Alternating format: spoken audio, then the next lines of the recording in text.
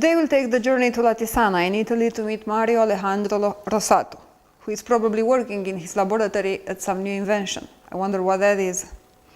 Mario Rosato holds a degree in electrical and electronics engineering, specialized in renewable energies and power electronics, and another degree in environmental engineering. Mario has 12 years as general manager of small business units belonging to multinational groups and 7 years as entrepreneur.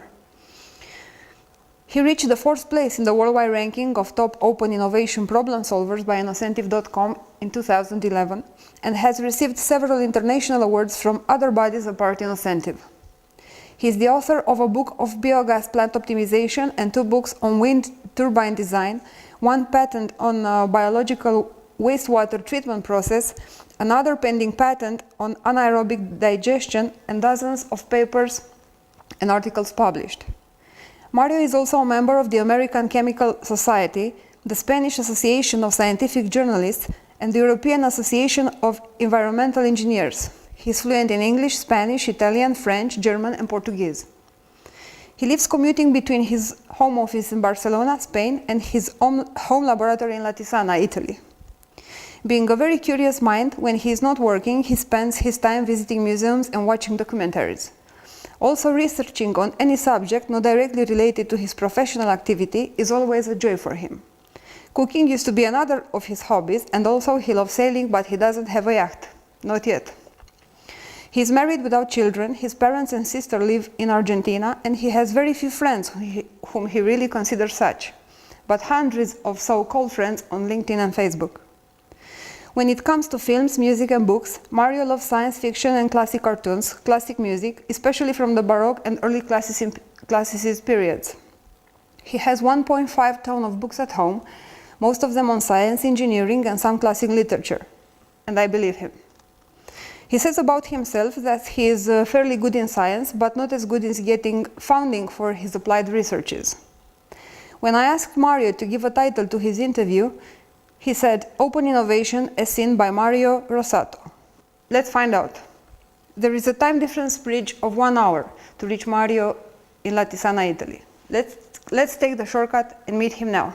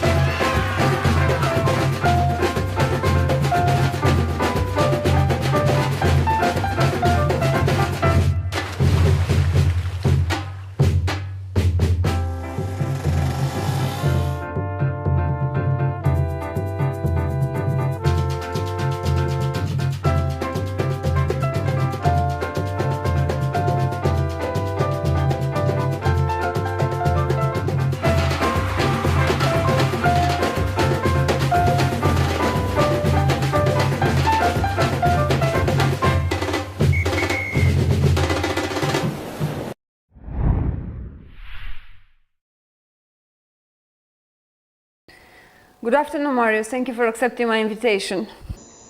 Thank you to you for inviting me. I see you are in your laboratory. What kind of laboratory is it? Perform on anaerobic digestion. So I measure usually the biomethane potential of biomass, and what you see behind me is a spectrophotometer for measuring the total nitrogen of biomass and sludge. What do you do for a living, Mario? I give consultancy services to improve the operation of biogas plants, and I also sell laboratory instruments to the universities and research institutes for performing research. What project are you working on now? What are the challenges? What do you need? What is its purpose and its desired outcomes? Well, I have several projects in this moment. One of them is the development of a new kind of anaerobic digester, which is meant for the digestion of marine biomass. The purpose of this digester is to digest organic waste generated affected by marine traffic and by fish farms.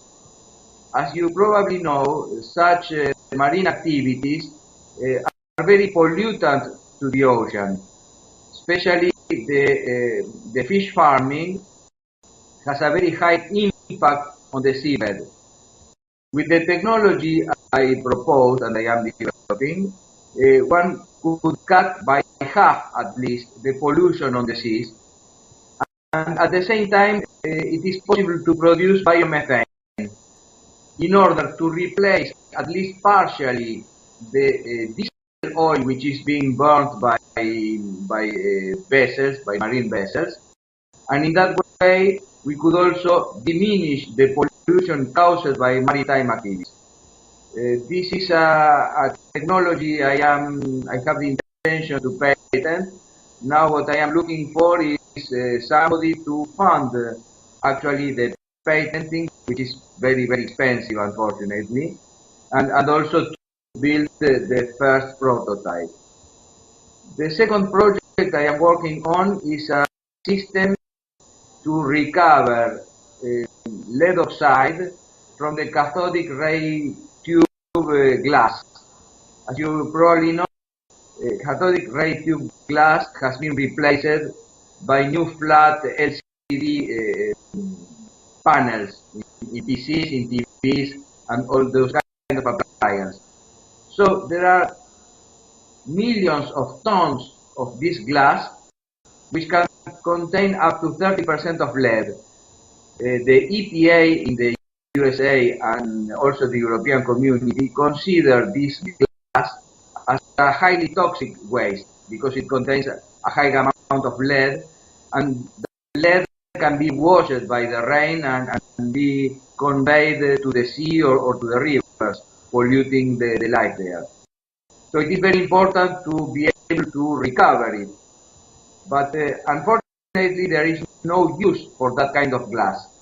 So the technology I developed is a way to recover, or to separate the lead oxide from the glass matrix, and then use that lead oxide for making electrical batteries, conventional batteries. So the remaining glass is unleaded glass that can be recycled with the normal channels. Again, in this case, I am looking for an investor to finance the patenting, which is very expensive, and also to build a first prototype in order to demonstrate, to validate the technology. Till now, I only did some small tests in the laboratory and found that the technology works and is very promising. But of course, it's just a laboratory scale test. We need to scale it up to industrial scale. Taking a look at the past, what was the closest to your heart project? Its challenges, its purpose, its outcomes? Well, the biggest project I ever conducted in my life was a set of 2 high voltage lines in the Dominican Republic. It was quite challenging because the Dominican government, you know, the Dominican Republic is in the Caribbean, so it is subject to very strong hurricanes. So the specifications required that all the lines, the towers, the cables, the foundations, everything had to be able to withstand a hurricane with an intensity of 250 kilometers per hour, which is a very strong wind. And furthermore, this line was to be built in a region where there were some geological problems. So the foundations were really very, very, very big. In spite of that, we managed to deliver the lines on time, and that was built in 1992, and now it has been working for all these years. It has withstood hurricanes which were even stronger than 250 kilometers per hour, and it is still working. So it is a big satisfaction for me. Did you ever revisit that project during all these years? Unfortunately, I could not return to the Dominican Republic because now I am working in a very different engineering sector. I know about that the lines are okay and still working because some friends of mine told me so. You're also teaching biogas technology, as far as I could see from your biography, and wrote a couple of books on the sustainable technology area and in this area. Can you please develop? I have 3 degrees in engineering, and since I was 16, I was very interested in renewable energies. I built my first digester at the age of 16 when I lived in Argentina. Then my first thermal solar panel at the age of 17. And my first degree thesis was about the design of small wind turbines. So the first thesis was published as a book in Spain. It is called Diseño de máquinas eólicas de pequeña potencia. And you see? Yeah. This book was published in 1992. It is of course out of print now. I am working on an update and remake. This year I published the Italian version of it. You can see here. And furthermore, also this year, I published another book on how to optimize biogas plants. You can see in the cover the photo of me and my laboratory with my instrument. Where can people find these books? Well, there are many different targets in this market. For instance, in the case of the biogas book, the main interested people are researchers in the academia, but also people who own a biogas plant and of course want to optimize it in order to get higher revenues. So this book is meant in order to be very easy to understand for people, even people not having a degree in chemistry or in biology, and in order to implement the advices I provide to optimize the plant. I had a very big satisfaction with this book because one of my customers runs a very big biogas plant, and the worker there is a young boy who has no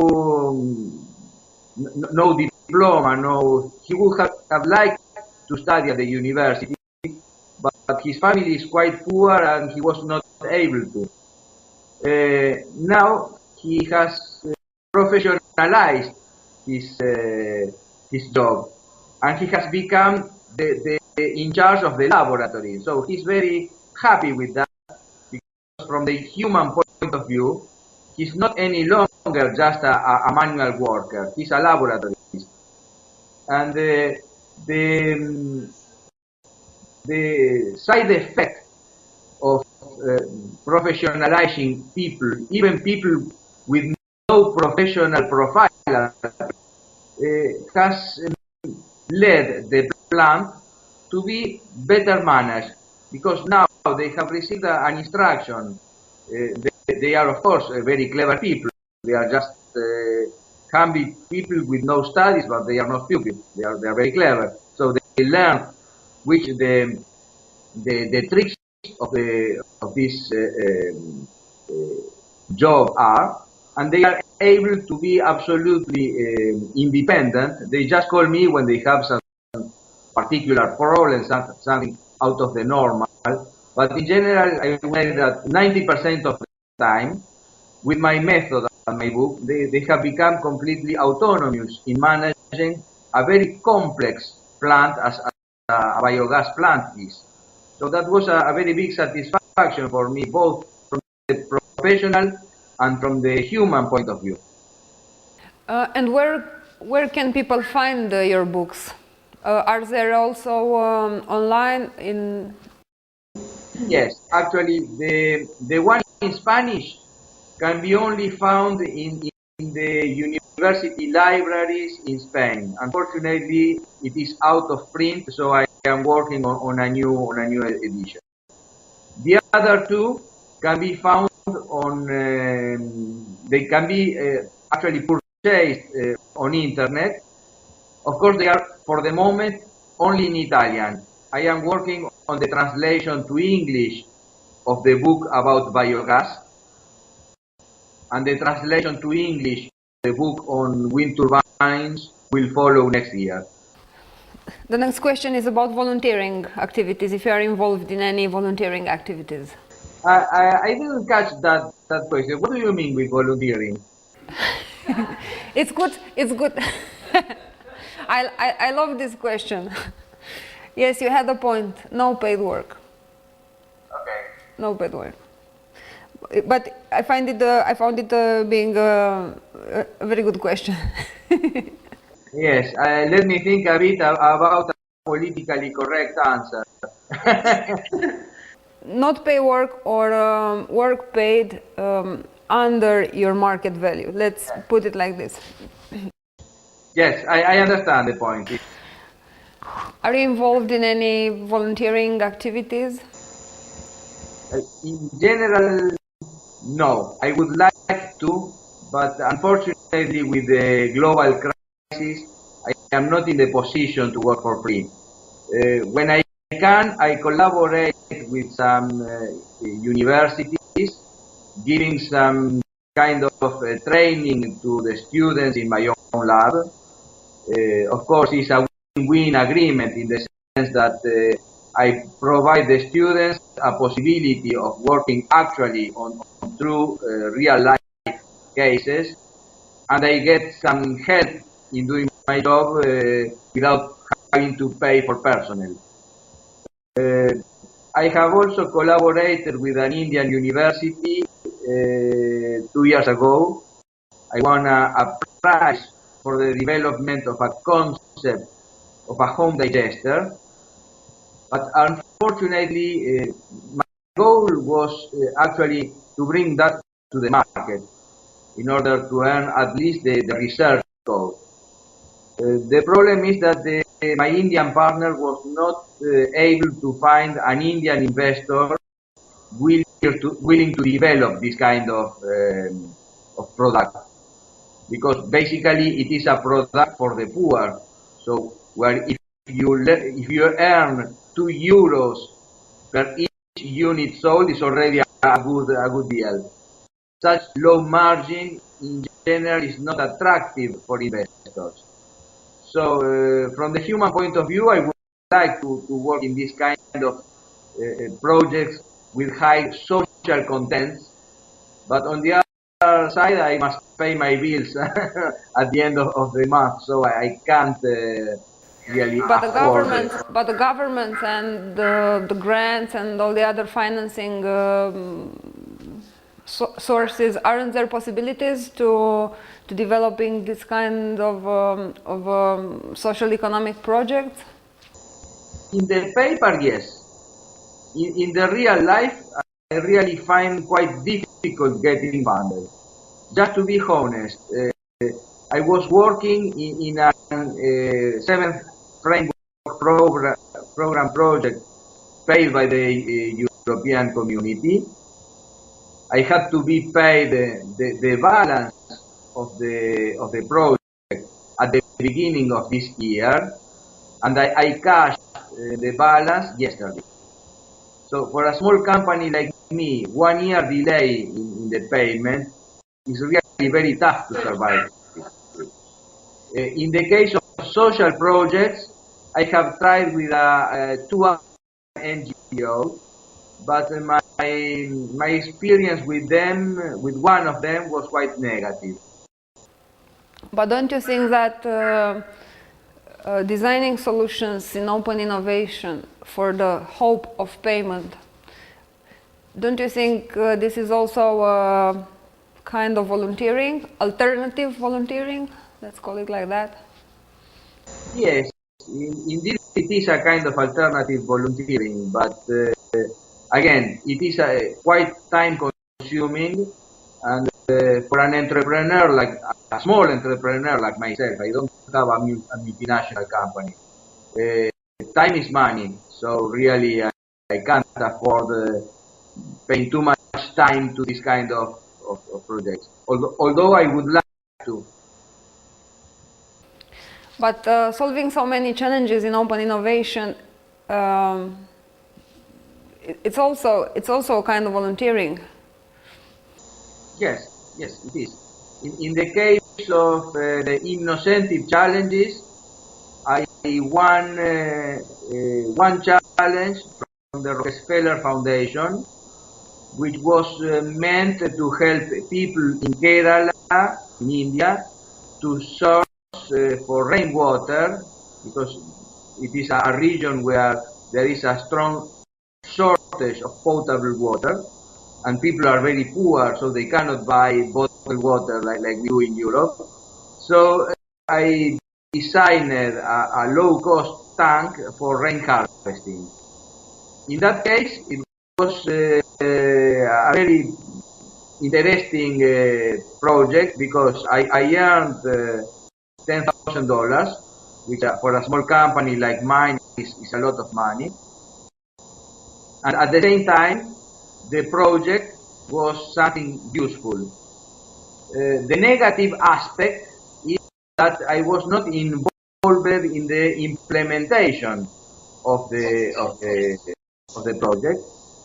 And what happened is that it was given to an Indian university who began toying around with the rice husk for the construction of the panels, while I had specified that they had to be built with bamboo fiber. So, of course, when they did my idea with their concept, it didn't work. As it was obvious, it couldn't work.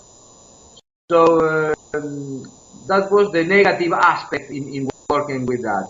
I designed it meant to work and to be cheap, but some other people were assigned actually to carry on the work, and they denaturalized my original idea. You were ranked the fourth in the worldwide top solvers chart by InnoCentive in 2011. How many challenges that you solved were awarded in order for you to reach that peak?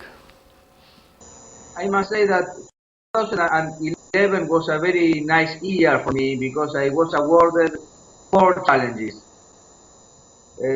Actually, in the rank, I am the one who solved more challenges. I ranked in the 4th place because they were challenged with a low value. So the total amount of money I was awarded was less than other people who had solved more valuable challenges. More valuable in terms of money, of the award, you mean?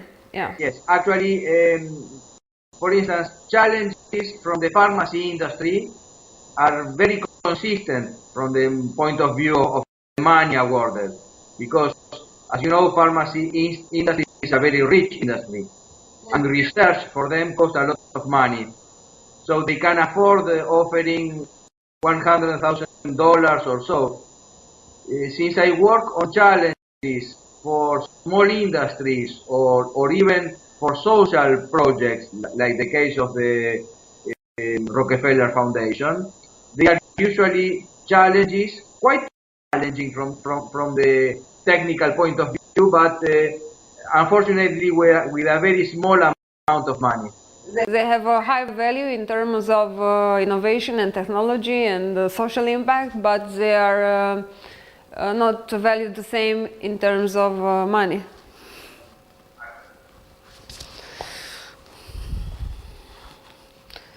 Such a waste, no? Such an unbalance. It is the problem problem of trying to work sustainable. If I was a manufacturer of weapons or drugs, I should be a millionaire now. But since I work for the people, it's very hard to arrive to the end of the month. For the people and for the environment. Yeah. What were the problems you successfully solved in open innovation, the ones your solutions were awarded by seeking organizations? Till now I have worked principally with InnoCentive. With them I won the challenge from the Rockefeller Foundation I already explained. Then I won the challenge from The Economist, who was asking for a kind of business which at the same time could be considered suitable for tackling the global climate change. My solution consisted on an industrial process involving anaerobic digestion of waste and the bamboo cultivation and the industrialization of bamboo in order to use the biomass as a carbon sink. So all the balance of the process was carbon negative. That was a very satisfactory challenge for me. I was even invited to give a conference in New York about that, and a few months later again to San Francisco. Let's have some images from the Economist event when you also presented your solution. So, you have a novel way of saving the world, I gather. Rather than a technology, I would say it is a technique, because the system is so simple that it may look banal. The idea is basically taking the organic waste, which is either garbage, solid garbage, or the organic fraction in sewage water, and ferment it under certain conditions. It's a very simple process. I can do it in my home garage. The challenge was how to make a system that absorbs CO2 and is at the same time feasible, yes, profitable. Yes, yes. Actually, I can tell you one thing. It took me about 10 minutes to envisage the solution, 3.5 hours to draft the figures, 2 days to make the calculations, but it took me more than 1 week finding out how to make the economical balance, because nobody was willing to give me the price of the bamboo or the cost of production and that kind of things. So the problem here is not technological. The problem is market and political. Nobody pays you for absorbing CO2. Nobody pays you for reducing the load of garbage on the city. You can continue with the next one. Okay, excellent.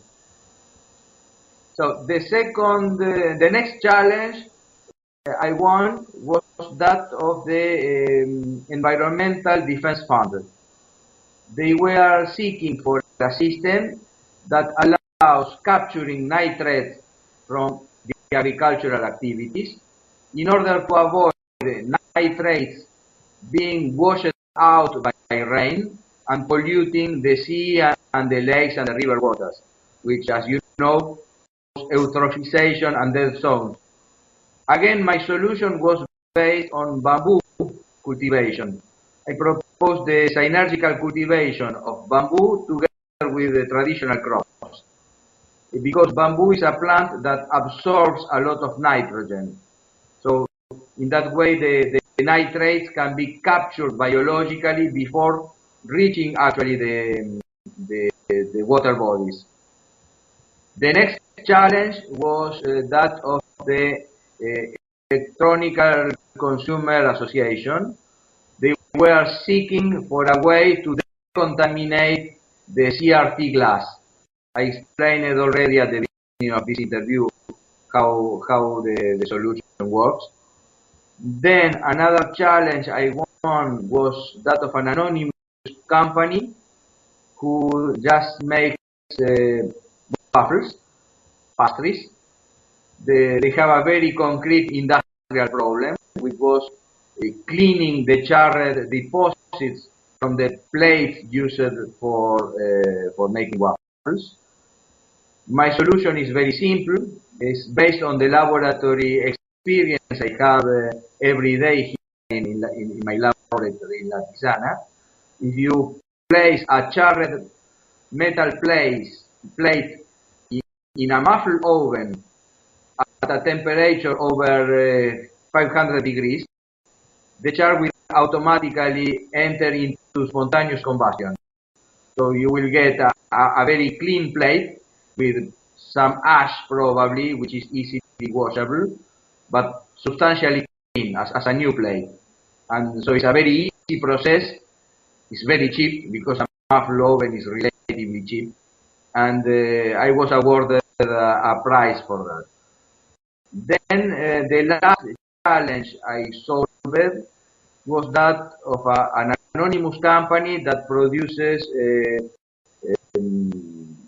fiber boards for the constructions. As you know, in the United States, houses are built with wood, with timber frames and wood boards nailed or screwed to the frame. Of course, between one board and the other, there is a gap, and this gap must be sealed. Sealing the gaps is a very time-consuming and expensive operation. So I proposed a solution which is quite original, although it's not very easy to industrialize because it requires changing actually their production line. So I was awarded a third prize in that case because the solution was nice, was original, but they cannot implement it immediately.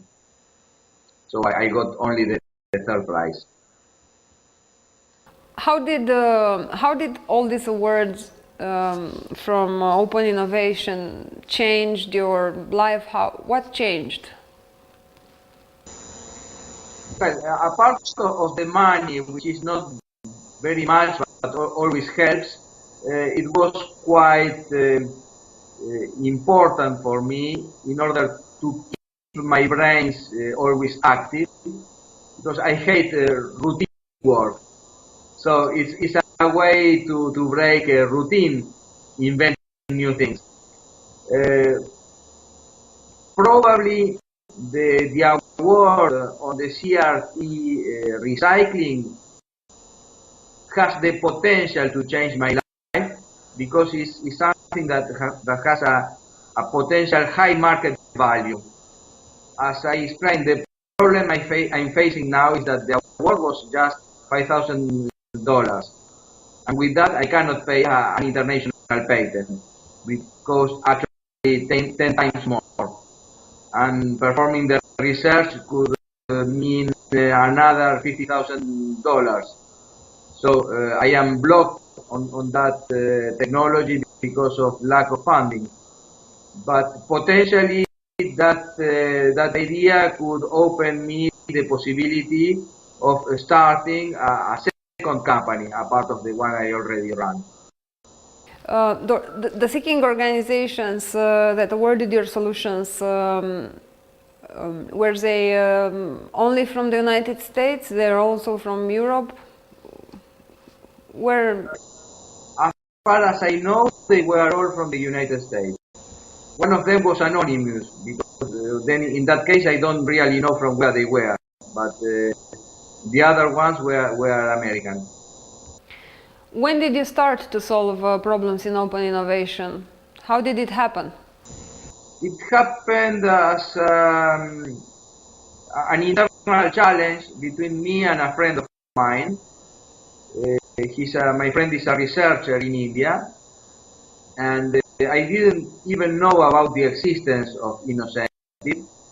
I had just started my company, that was in 2010, and of course I was starting and I needed to become notorious because the most difficult period for a small company is just the startup.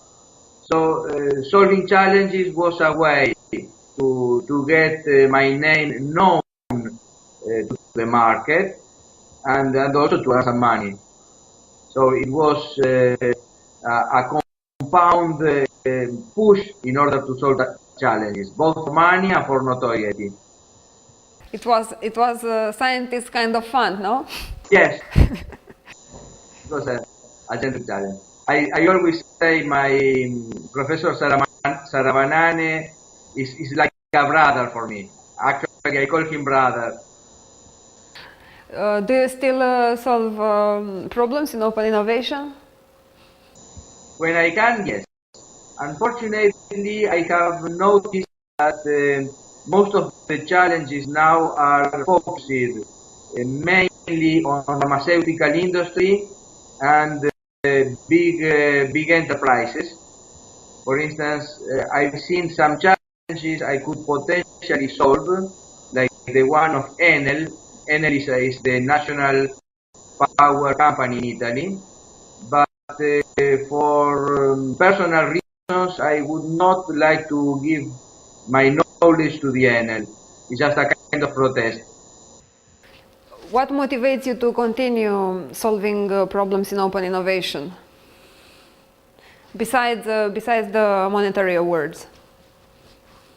Solving challenges, as I told you, is a kind of mental exercise for me. It helps me to learn new things, to keep always updated on new technologies, and it is personally motivating. How many solutions did you design and send through open innovation to seeking organizations?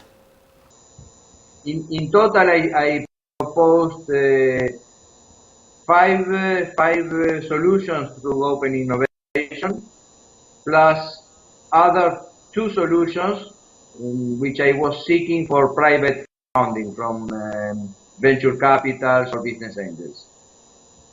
This is my current portfolio of solutions. So let's talk about open innovation now. How do you feel about the open innovation market? Will it evolve? Will the present models survive? Does it have a future? In my opinion, it has a future for a very simple reason. Small companies or individuals like myself can afford working or dedicating some time to solve challenges. In some cases, we can even have the challenge already solved and are actually looking for somebody to implement it. And for a company, it is much cheaper to pay some external solver rather than engaging their own personnel or engaging a local university to do the research. Of course, it depends on the country. In some countries, there are money funding from the government given to the companies in order that the companies engage universities. It's a way to make the universities work on actual industrial problems. But in most of the world, it is not so. So open innovation is a way for the companies to get this kind of solutions at a very low cost. On the other side, I have observed that, like in YouTube or in the internet in general, there is a lot of hoax about solutions. I've seen solutions financed by people with, of course, maybe they are investing €1 or €5, very little amount of money, but this crowdfunding is actually helping companies to get money for solutions that I personally know I can ensure that they will never work. This, my opinion, should be somehow regulated, because I cannot be sure that said companies are doing it on purpose. Perhaps they are getting the money honestly convinced that they can solve the challenge with that technology, and they are just asking money for that solution for pure ignorance. There is also a possibility that they know that the technology doesn't work, but they are very keen in presenting it as a sustainable solution that will save the world from self-destruction, and people are putting money because they are being sold actually the idea. I could give some examples of such ideas, but okay. You made the point, and it's very clear.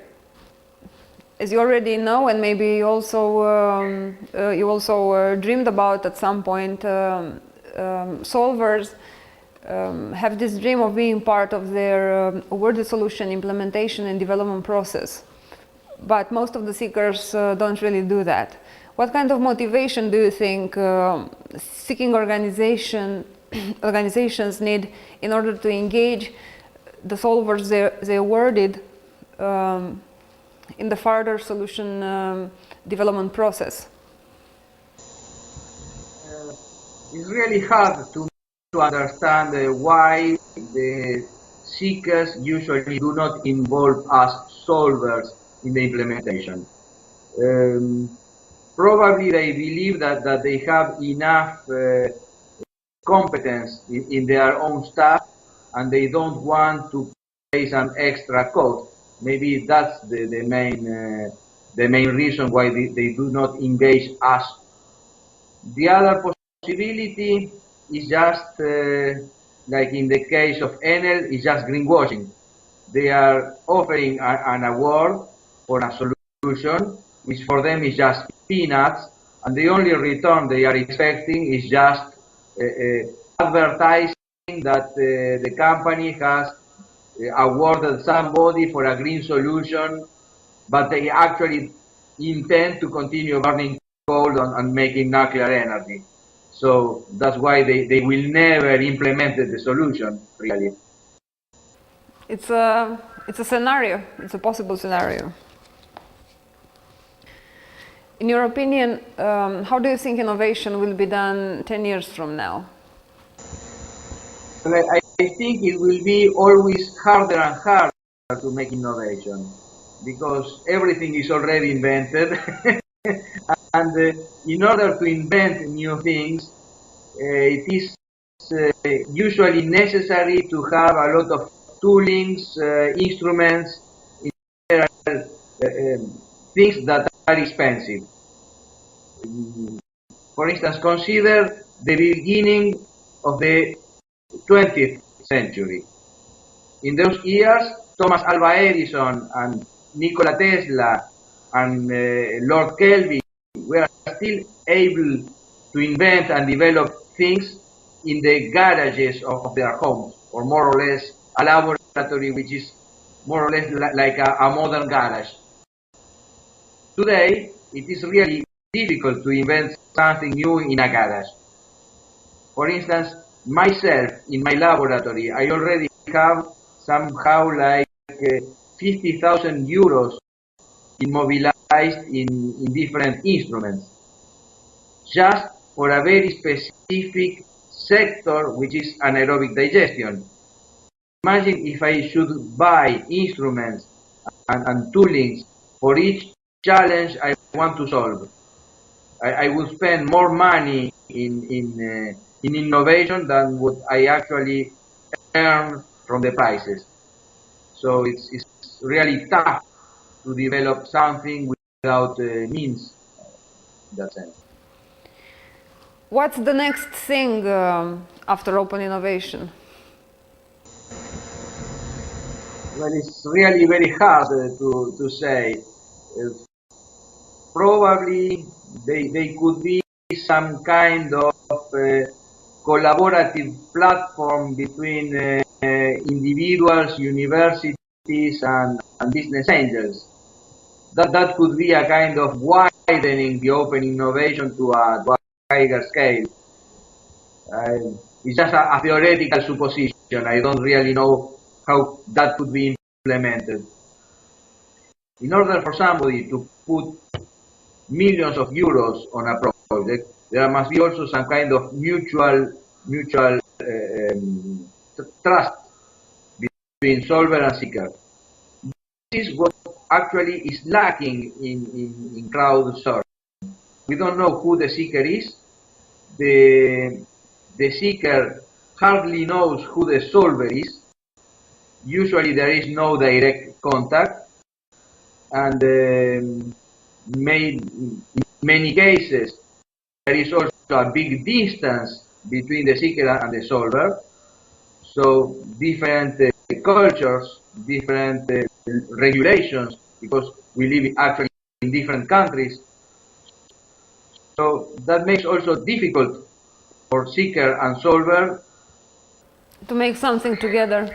to create mutual trust. Yes, but open innovation platforms allows seekers to contact solvers if they want to, and to develop things further with that solution. Yes, if the platform allows that, it is a first step. But since we solvers do not know who the seeker is in general, we don't have any possibility of making the first step. So our situation is quite passive. We need to wait for them to call us. Yeah, it's a one-way system for the moment. What's your messages to the world's influencers and general public? Let's start with human resource professionals and headhunters. What would you say to them? Well, I would like to advise headhunters not to put people inside boxes. In my personal life, in many cases, I suffered that kind of discrimination, because the headhunter said, "Oh, you are an electrical engineer. Why are you applying for a job in a marine industry or in a wind energy company?" I showed you that I wrote 2 books on wind turbine. For the mentality, the average mentality of a headhunter, an electrical engineer cannot design a wind turbine because in the university's program there is no subject about aerodynamics. So I find really stupid putting people in such kind of classification. People should be measured on the basis of what they are capable of doing, on their record. On the other side, I was offered, in one occasion, I was offered a position as sales manager in a company working in the luxury mode and fashion sector. Can you imagine a guy like me working in that sector? So I asked the headhunter, why should I apply for such a position? I am not interested. And he said, "Oh, you are the perfect guy for this because you speak 6 languages and they are working multinationally." Yes, but speaking languages is just a byproduct of my professional activity. It's not my main goal in the life, learning languages and selling jewels and frivolous articles. So that's, again, they were proposing me a job which is against my own philosophy of life, just on the basis of 4 lines in my CV. In another occasion, I was sent back home, and I was told that a guy with so many ideas like myself was dangerous inside of a big multinational, because I am too revolutionary. So actually they were for mediocre people, not for brilliant people. So I also noticed that diversity and multi-skills are perceived as a threat by organizations. Actually, big organizations tend to see diversity as a threat. I agree fully with you. How many languages do you speak, by the way? I am mother language Italian and Spanish because I am of Italian family but born in Argentina. I speak English, French, German, and Portuguese. So you should have accepted that fashion job proposal. Yes. I also like learning languages and being able to connect with people in their own language. It's a challenge for me, and it's a way to better understand you. By knowing the language, you better understand the culture of another people. I wish I was able to talk in Romanian with you, but unfortunately I am not able. But you will if you wish. I really wish if I had time, I would take the opportunity to take some courses. Italian and Romanian are very similar. I don't think you'll have issues in learning it. Curious about Romanian because I read some site in Romanian, the Romanian Biogas Association, and if I read the text, it's relatively understandable for an Italian. It has somehow many words which look like Italian.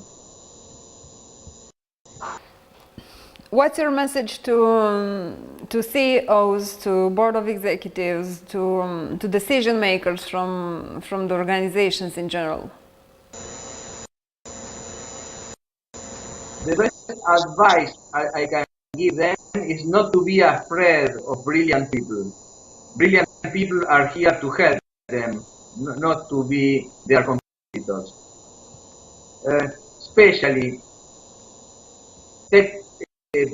brilliant people with technical skills, like myself, usually tend to be not very keen in human relationships.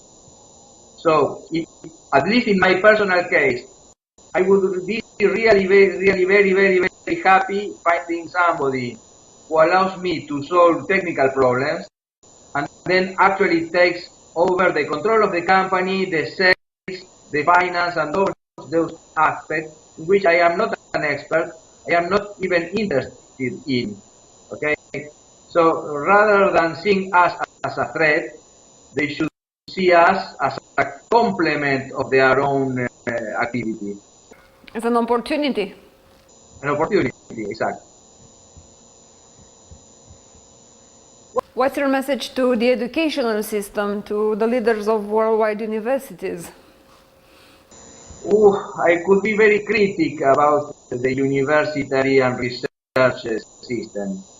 I used myself to be a professor and researcher in a public university, and I really find absolutely stupid that a researcher is measured the kilos of papers he has published. Researchers should be somehow helped in interfacing with the industry and also solving problems which actually really are needed by the industry. Researching just for research purposes, just to see what happens if, without any goal, is just wasting time and money. The other advice I would like to give to the educational system is to promote people to think with their own minds. I noticed that my students are quite passive. They just sit there and take notes on whatever I say. Sometimes I say something wrong on purpose, just to see if somebody stands up and say, "Hey, professor, I don't agree with that." They usually shut up and continue taking notes. They don't realize. This is one of the biggest problems we are facing, at least in the European community. Our education system is very closed in itself. the study programs are repetitive, and instead of trying to develop brilliant people, brilliant researchers, brilliant directives for the future, they are just producing mediocre clerks with a diploma, but people meant for doing routinary work. That should not be the goal of a university. Do you think they should team up in a way with the open innovation platforms? I am not so sure that there could be a relationship between open innovation platform and the established university system. Really, I don't think so. What's your message to the leaders of the open innovation platforms?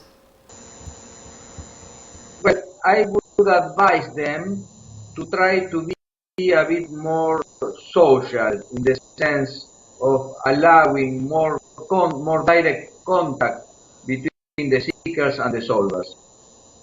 Not only making social the collaboration between solvers.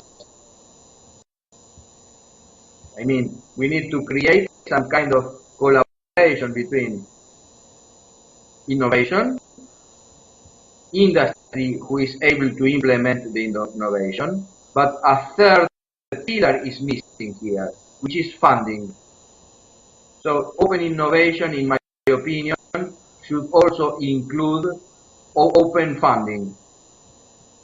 If you look at the sites that are operating now in the internet, there are sites for crowdsourcing, that is for finding solutions, and sites for crowdfunding. But there are not sites which make or which actually work on both sides of the problem. That's a good gap to fill. Yes, absolutely. What would you say to solvers and to worldwide talented professionals? My best advice is not to give up and try to continue being brilliant and being recognized for their solutions. It's a very tough work.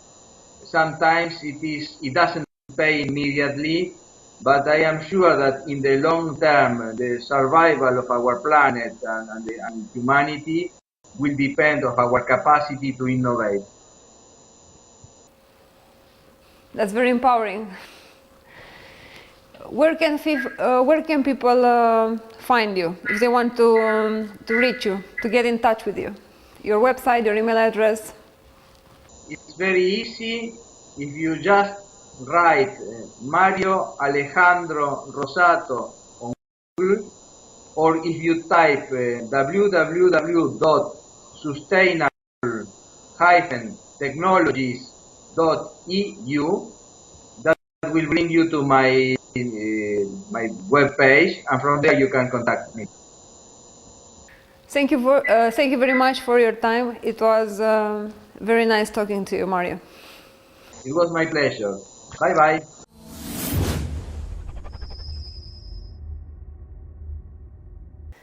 At the end of the day, solvers are ordinary people. By the act of engaging in making things better in innovation, it reveals their exceptional characters. And by making this step forward, they take the act of continuous learning to the next level. We are solvers. We take innovation personally.